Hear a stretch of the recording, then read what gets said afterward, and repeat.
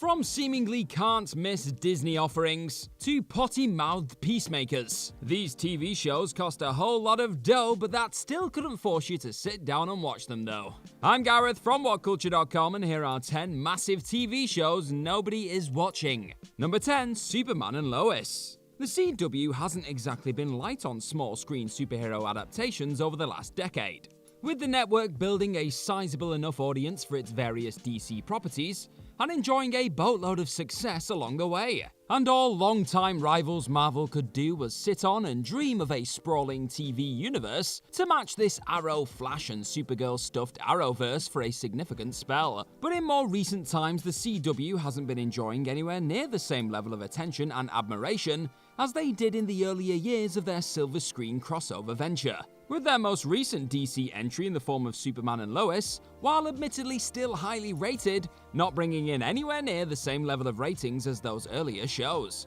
For reference, while that aforementioned signature trio of DC CW shows all enjoyed ratings of upwards of 3.6 million viewers on average in their first season, Superman and Lois, though visually stunning thanks to its increased budget, only managed to reel in around 1.8 million, with that number looking set to drop again throughout its recent second season too. Number 9, American Gods. Star's ambitious fantasy drama by the name of American Gods, adapted from Neil Gaiman's 2001 titular novel, experienced quite a dramatic life over the course of its 4 years of existence. Bringing in titans such as Ian McShane and Gillian Anderson to do some of the on-screen heavy lifting, and the sort of slow-mo visuals that give Zack Snyder a hard-on, meant that Season 1 went massively over budget by $30 million in fact. Sure enough, said oversplashing ultimately led to the series' showrunners Brian Fuller and Michael Green being cut loose before Season 2, and the drama only grew whilst creating said follow-up season, with the hiring and firing of Jesse Alexander as showrunner likely being the response to a number of the episodes being classed as looking cheap by Starz, before the show underwent some serious reworking.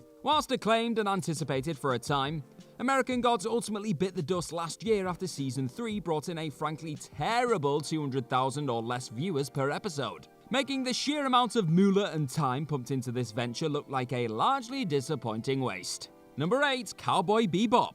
Netflix has made a rather lucrative habit out of taking a much-loved IP and spinning it into a can't-miss slice of TV fun that simply cannot be missed. But for every The Witcher and Marvel superhero ride, there's sadly another example of when things didn't actually take off in the way the streaming giants would have hoped. Look no further than 2021's attempt to give much-loved anime series Cowboy Bebop the live-action treatment for an example of counting your silver screen chickens before they've hatched. With the sheer success of that aforementioned 1998 show and hype surrounding the Netflix spin on the formula, it came as little surprise to hear that writer Christopher Yost had reportedly already begun planning Season 2 before the first batch of episodes had even landed on our screens. However, with that first outing ultimately not exactly setting the world on fire, its writing, action sequences, and special effects all coming under fire, the show that reportedly cost a similar amount as Altered Carbon, meaning around 6 to 7 million per episode, was emphatically canned a mere month after its first season arrived on the scene.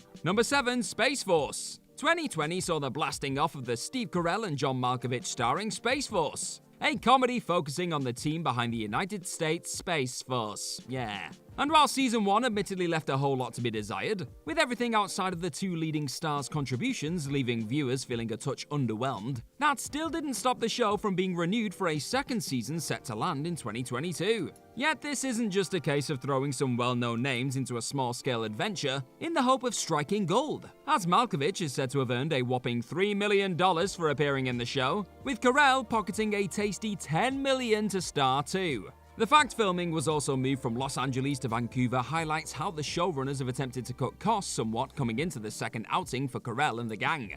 With that much dollar being injected into simply securing your leading faces, Netflix will be hoping that Season 2 can reach the stratosphere without going up in flames. Number 6, Snowpiercer. Boasting a cast just about as stacked as any you'll find occupying the modern TV sphere, and a concept that has already proven to be a recipe for success elsewhere. In theory, TNT's Snowpiercer series has all the elements you'd expect of a gripping, can't-miss action thriller show.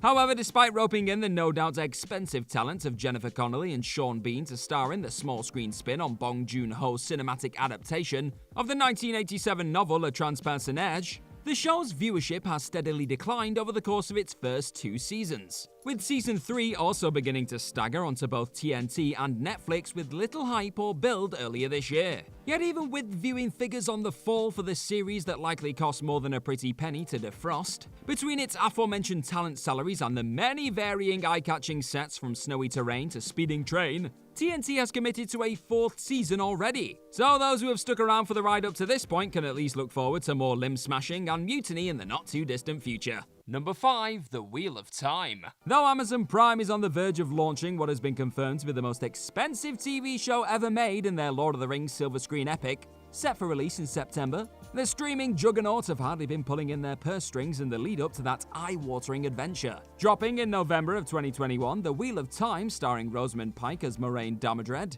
is said to have cost Jeff Bezos a staggering $80 million to create, with that working out at $10 million an episode. And while it would go on to become Amazon Prime's second most watched original show after Hunters, it's hard to escape the feeling of this particular fantasy epic getting lost in the shuffle on the back of Netflix's far more popular The Witcher's second season. Again, the fact that the Rings of Power's incoming shadow seems to be stealing the headlines already also appears to have taken the shine away from an admittedly well-received attempt at giving Prime its first real grand series hit. So Bezos will be hoping said $465 million investment in J.R.R. Tolkien's Fantasyland is enough to finally rule the streaming world. Either that or he's going to get thrown into a volcano. Let's see. Number 4, Hawkeye. When news first dropped of Marvel Studios' intentions to double down on their small screen investment, finally committing to genuinely tying in some TV offerings into their already gigantic cinematic universe, more than a few heads were turned at the announcement of one particular hero getting his own Disney Plus stage. While the concept of a wacky supernatural sitcom and game-changing time-meddling trip in WandaVision and Loki, respectively, was enough to guarantee eyes on the streaming service from the get-go, the more traditional feel and less than intriguing marketing in the build-up to the late 2021 Hawkeye series ultimately left fans feeling rather indifferent about Clint Barton and Kate Bishop's Christmas adventure. The ones who bothered watching, that is. The fact Hawkeye's premiere was watched by 40% less folks than the aforementioned Loki's tells you all you need to know about how ready fans were to see this particular Avenger get his moment in the sun. And while the show did offer Jeremy Renner the chance to flex his acting chops a little more than usual in the MCU, $150 million seems like an awful lot of money to splash on a character and concept few have really invested in since it dropped in November. Number 3, Peacemaker. Speaking of big budget super splurges in recent times, 2022 has brought with it the DCEU's first real TV venture, with James Gunn getting fully behind John Cena's bro-y Captain America, that is Peacemaker, following on from his Suicide Squad bow. But even with a name as recognizable as the former WWE stars and the Guardians of the Galaxy man leading the charge when it comes to writing duties, there's still no escaping the fact that Peacemaker doesn't feel quite as monumental as it should for what is, in essence, the DCEU's answer to Marvel Studios' recent Disney Plus output. And while some sources have already claimed that this well-received slice of typically bizarre gun fun is one of the most watched shows on the planet right now, the fact there's no real hard evidence at this time of precisely how many people are tuning into the HBO Max show still leaves more questions than answers over the actual size of its popularity at this time. Simply put, the fact HBO Max boasts a respectable 73.8 million subscribers, in comparison to Disney Plus's reported 118 million, also means that Peacemaker simply isn't landing in as many households as the Marvel entries. For now, that is. Number 2, The Walking Dead. It may have acted as a small screen mainstay over the last decade or so, but The Walking Dead looks to be finally coming to a highly anticipated end later this year, with AMC fully decapitating the long-running epic after 11 seasons. And while the show initially got off to a stellar start and even brought in an average of 40 million viewers by the time of its 5th season in 2014,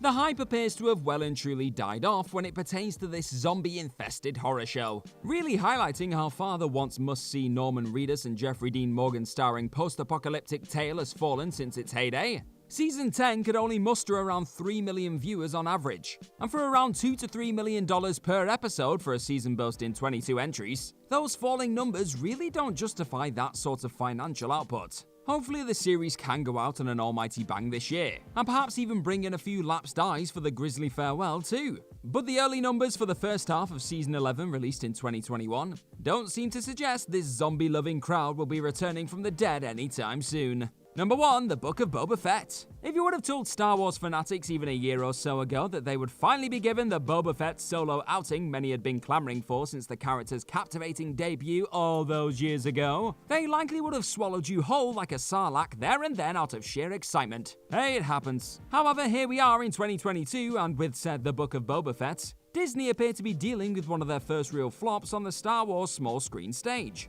With The Mandalorian going on to become one of Disney Plus's most successful properties, bringing in consistently high ratings from critics and a massive audience too, it came as a disappointing development to see that The Book of Boba Fett's demand was 75.5% lower in the US, with that number rising to 101% less globally. The arrival of said Mando on the show in episode 5, unsurprisingly gifted the series with both its best episode and most talked about entry at that point, showing that Dave Filoni and Jon Favreau would likely be wise to keep their new poster boy front and center, should they want to keep their audience's eyes firmly on their new TV galaxy far, far away. And that's our list of any other massive TV shows nobody is watching. Let me know all about them in the comment section right down below, and do not forget to like, share, and click on that subscribe button while you're at it. Also, be sure to head on over to whatculture.com and find more awesome articles just like the one this video you are watching right now is based on. I've been Gareth from whatculture.com. Thank you as always for clicking on this TV video today, and I'm sure I'll see you very, very soon. Bye bye!